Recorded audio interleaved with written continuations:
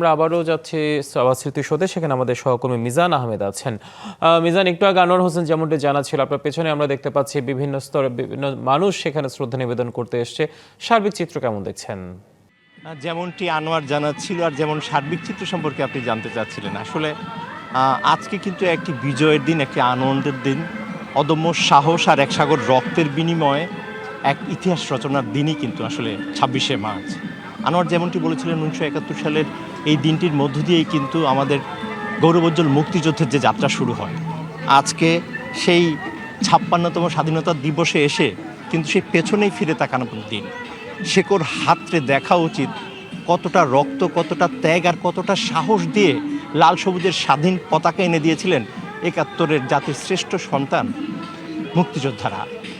30 লক্ষ শহীদ, 2 লক্ষ মা বোনের সম্ভাবনার বিনিময়ে যে স্বাধীনতা আমরা পেয়েছি, তা আসলে কিভাবে পেয়েছি তা আসলে তুলে ধরার জন্যই কিন্তু এই দিবসটিকে বিশেষভাবে উদযাপন করা হয়।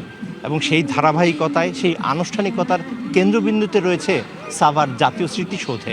যদি ক্যামেরার চোখ দিয়ে যদি একটু আপনাকে দেখাতে চাই, আপনি দেখবেন যে পেছনেই রয়েছে সেই আমাদের জাতীয় স্মৃতিসৌধ, যার স্তম্ভ প্রত্যেকটি কিন্তু 60টি স্তম্ভর সমন্বয়ে যে তৈরি জাতীয় স্মৃতিসৌধ।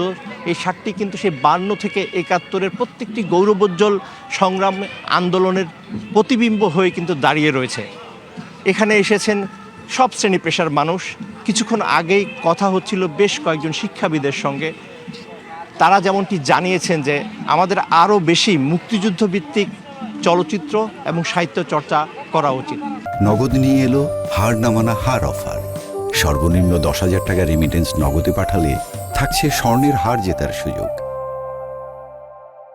কারণ কতটা ত্যাগের বিনিময়ে স্বাধীনতা, তা যদি নতুন প্রজন্মকে জানাতে হয়, তাহলে অবশ্যই আরও অনেক বেশি মুক্তিযুদ্ধ ভিত্তিক চলচ্চিত্র আমাদের প্রয়োজন।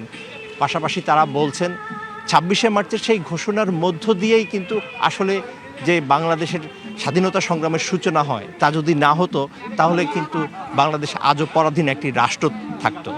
তবে যেমনটি আমার সহকর্মী আনোয়ার বলেছে, যে হিসেব নিকেশ, যে আসলে কতটা পেলাম আর কতটা হারালাম, কিংবা সামনের দিনেই বা প্রত্যাশা কতটুকু, সেক্ষেত্রে কিন্তু সবাই বলছে যে নতুন যে নির্বাচিত সরকার এসেছে তা অনেকটাই হতাশার বুকে আশা জাগিয়েছে।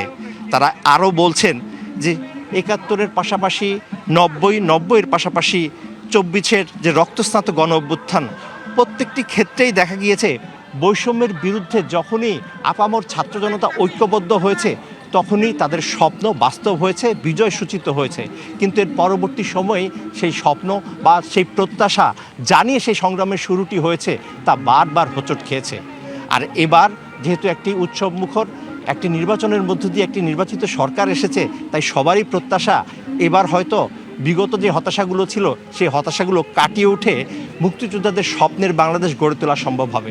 তো এখন পর্যন্ত এই ছিল আমার কাছে সবশেষ। সামনে আরও তথ্য আসলে আপনার মাধ্যমে তা দর্শকের কাছে তুলে ধরবো। ফিরে যাচ্ছি স্টুডিওতে হিমাদ্রি, আপনার কাছে। মিজান, ধন্যবাদ আপনাকে।